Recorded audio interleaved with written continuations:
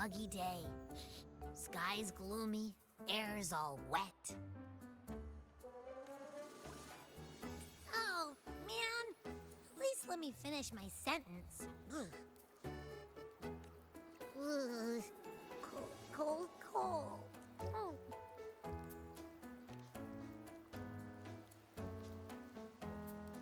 All right. I'm famished. We barely had a bite sprinting all the way here from Ragoona. Whoa! Pinch me! This is a feast and a half!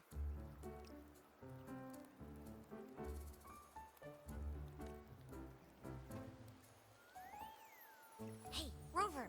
So, we did bring enough money, right? I mean, we kind of rushed out without grabbing anything. Oh, that. Don't worry, money's not an issue. Augusta made sure we're covered. All our food and lodging here in Septimon is built straight to the F4's palace. But I think the owner might have overdone it a little.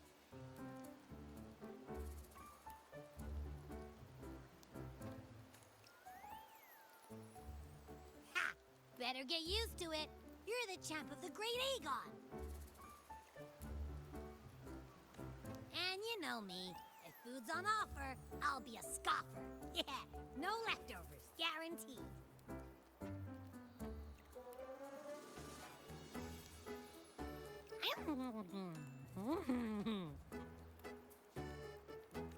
Free stay, free meal. This effort really knows how to treat guests. Maybe we should, hang around a bit longer.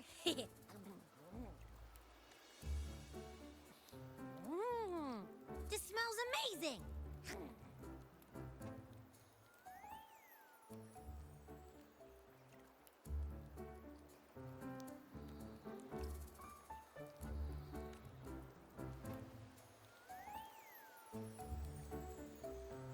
Abby, what do you think Imperator wants me to find?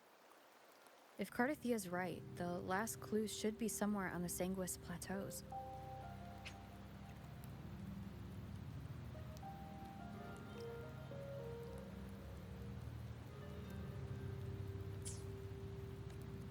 We're so close to the finish line.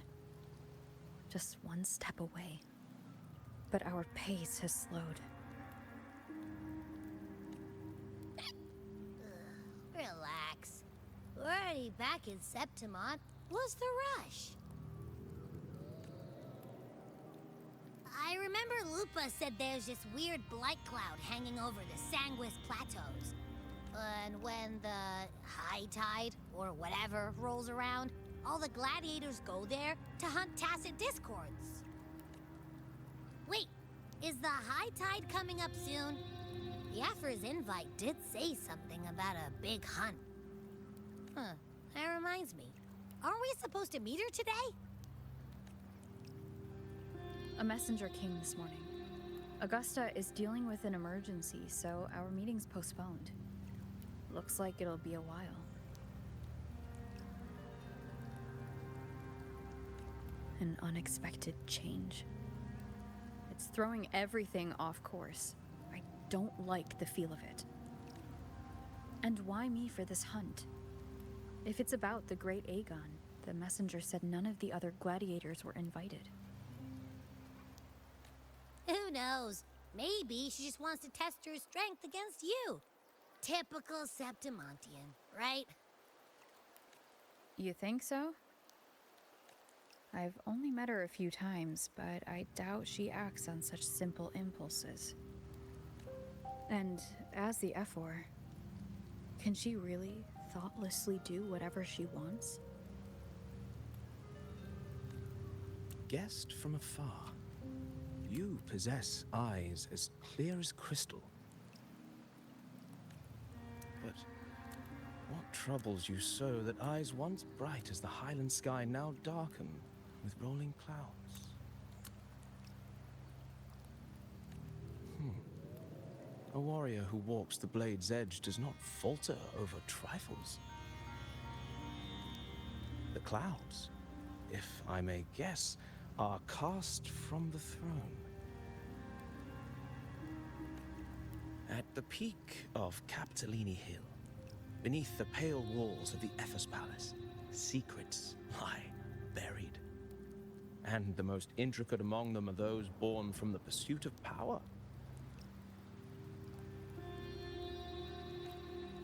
Even one as honorable as the Epher must learn when to be ruthless. In Septimont, a city forged in iron and blood, anyone who seeks the throne without knowing the cost is no better than a lamb marching to the butcher's knife.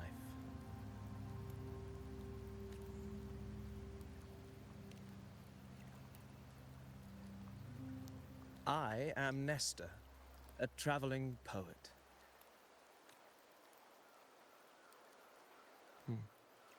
The rains in Septimont never seem eager to leave this season. So then.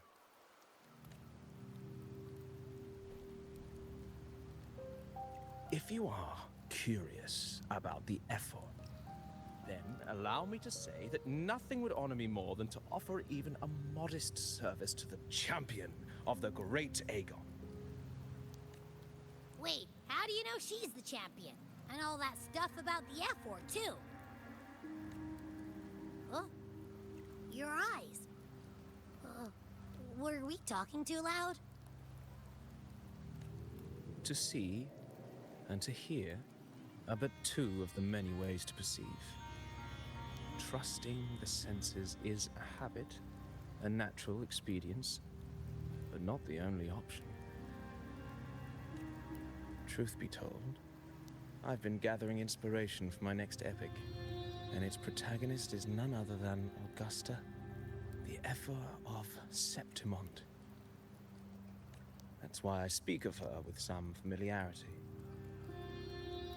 I have a feeling your tale with her will soon be written. And knowing more about those who walk alongside you is rarely without its benefits.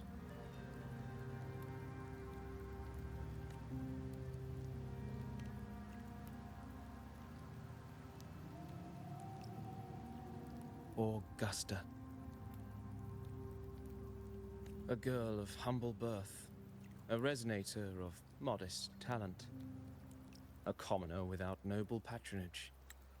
And yet, from the den of wolves that is Septimont City, she rose and eventually claimed her place. Just like the burning sun was once a cloud of dust.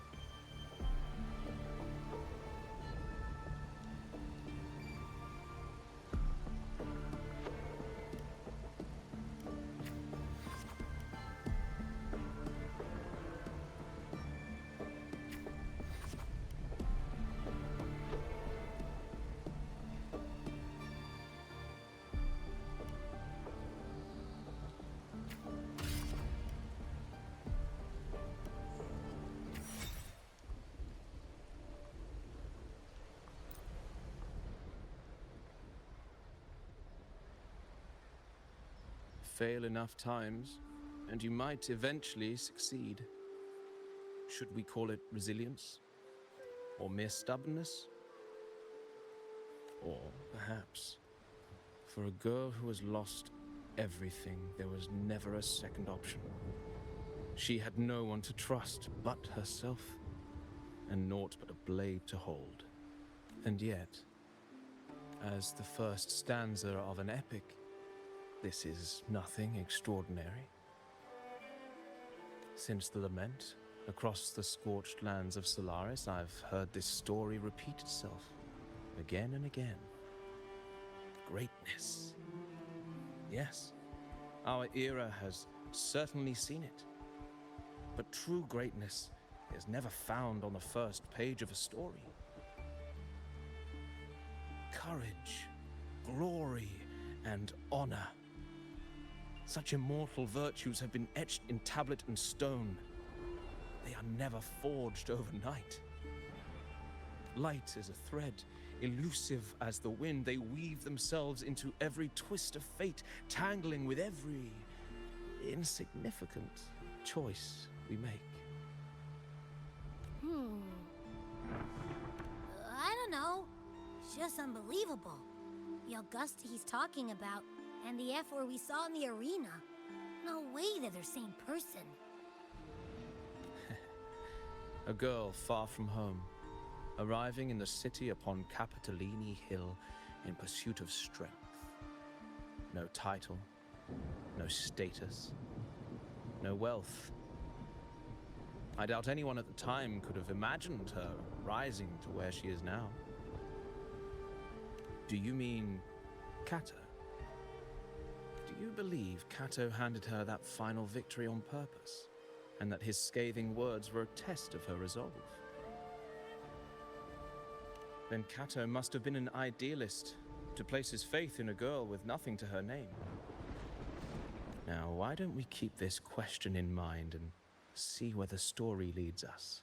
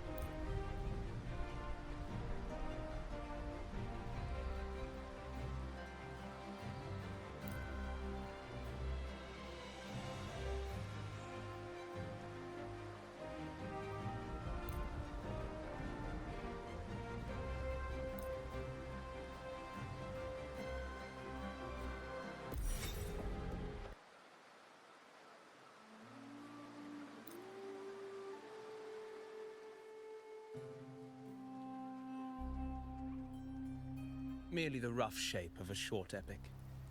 This is all I can offer about the Ephor.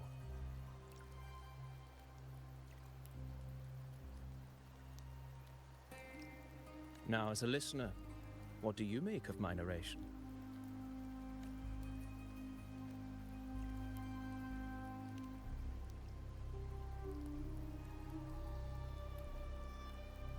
I appreciate your kind words, my generous listener. I am only a humble wordsmith, spinning verses and rhymes. The essence of poetry is granted by those who dare defy their fate. There is one thing I must confess.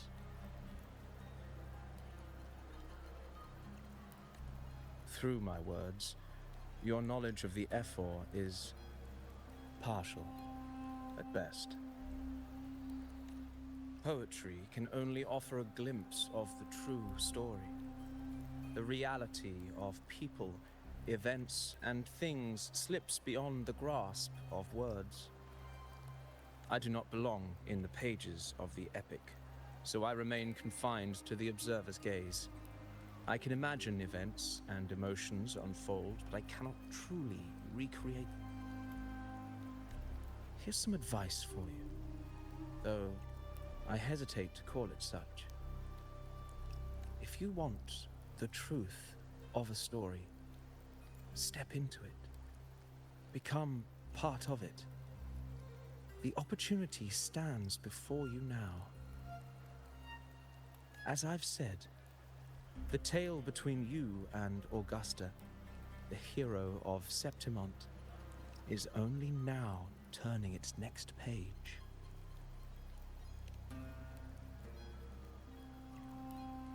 It's not difficult to see. Fate flows like the stars, tracing their course. Your destination is written in the steps you take.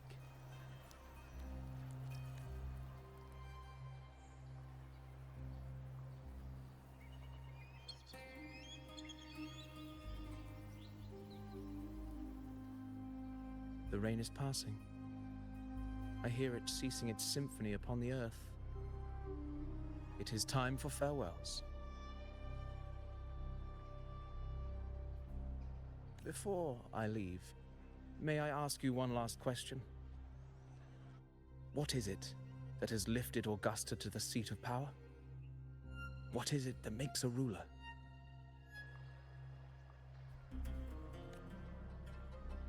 Well, I'd say strength.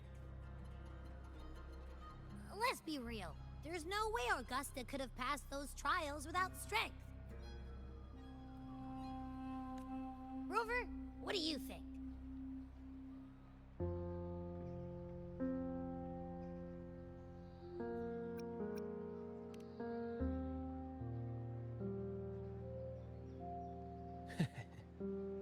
You needn't rush to answer now. Keep it in mind as you continue your journey. When the final chapter is written, the answer will reveal itself.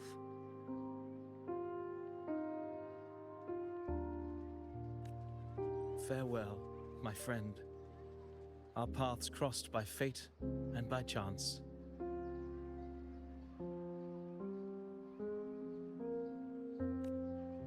Soon, after this brief encounter, everything about me will be gone with the wind.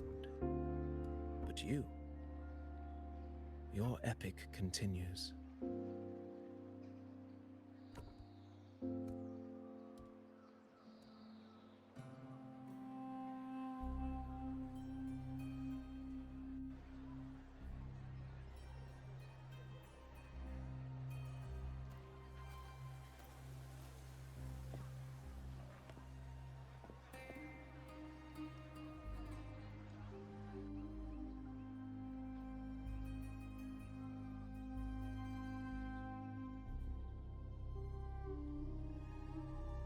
Your Excellency, you have indulged her too much.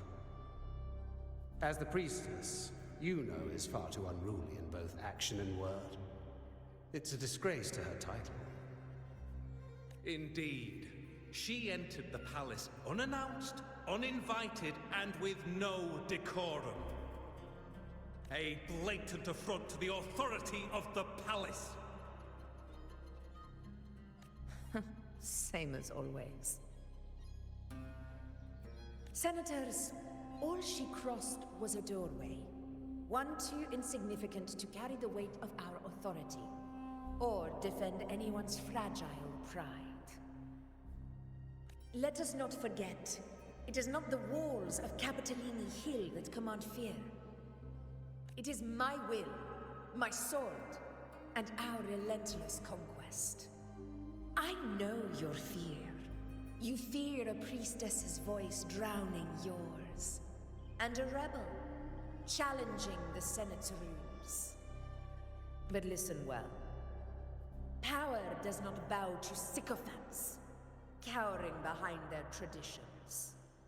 If you seek power, then step from the shadows.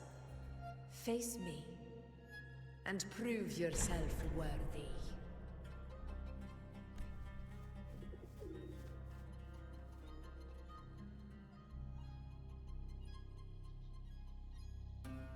Took you long enough, Augusta. Handling the senators takes time. You know that. Well, to keep our esteemed priestess from waiting, maybe next time I'll just leave them to their own devices. I'll make sure they record every detail of your feat, and relay it word for word to Grandmother Lilibet.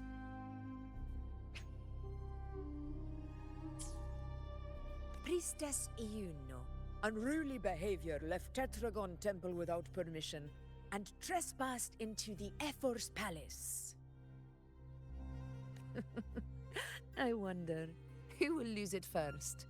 Lilibet or you? Let those old foxes report me all they want. If they step into the tetragon left foot first, I'll shoot the left. Right foot first, I'll shoot the right. Hey, I'm with you on that one. The Senate should be reminded now and then that the Tetragon's kindness is not a reason to take Priestess Yuno lightly.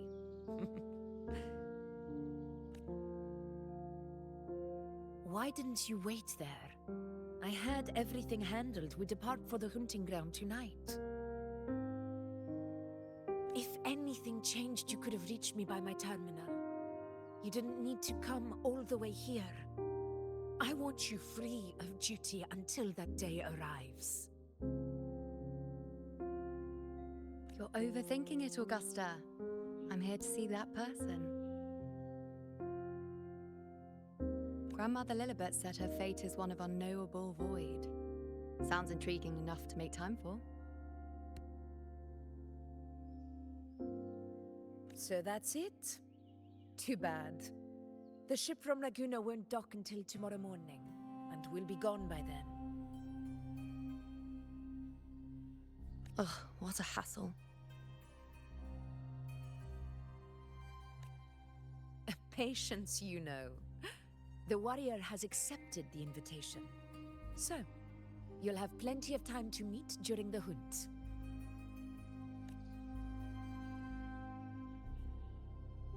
Is there something else you want to say?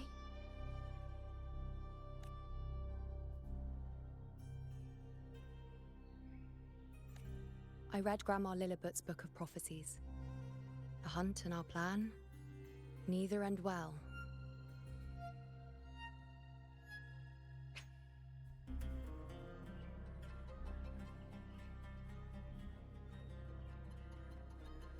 Are you sure we should go through with this?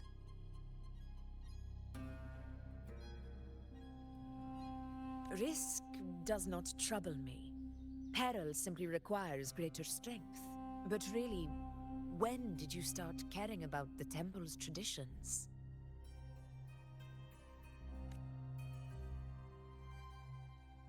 O ye faithless of Septimont, the divinity is enraged. Should your ruler defy their will again, doom shall be your fate.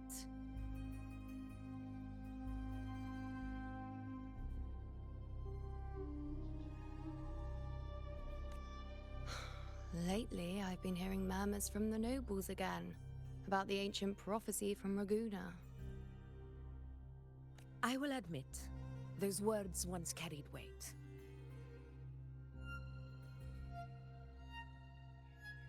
But when our ancestors crossed the waters and climbed these hills, Raguna's divinity didn't get a seat on the ship.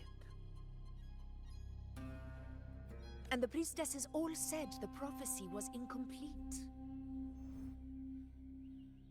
Only the hero of heroes, wielding extraordinary power, risen from the dark tides, shall bring eternity to Septimont. Then shall the waters quiet, the tempest still, and glory return with the blood of the old king.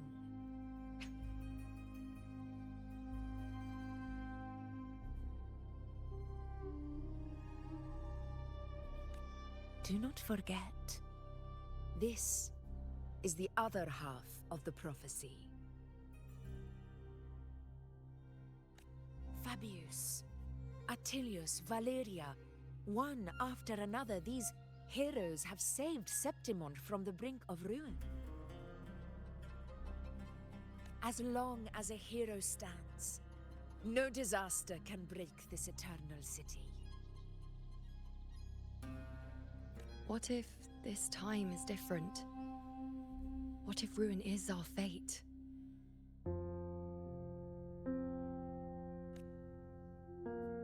Then I will sever that fate with my blade.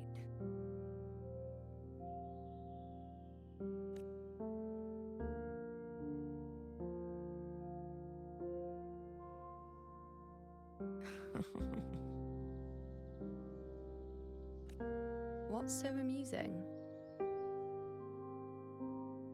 So, the fearless priestess Iuno can be frightened after all. But it's fine. If you're afraid, don't push yourself.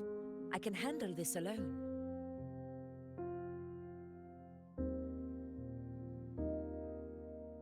Most revered priestess, wait for me in the temple.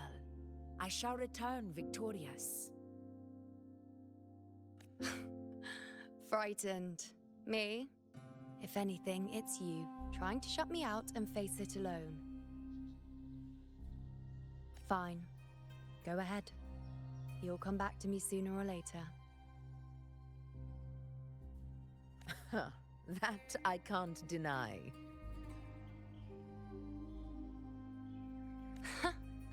I knew it. So you do need me for this hunt. Thank you. You know.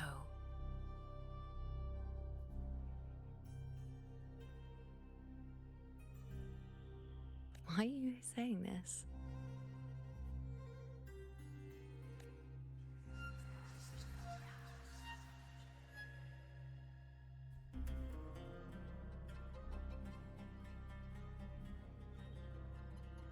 The storm is coming.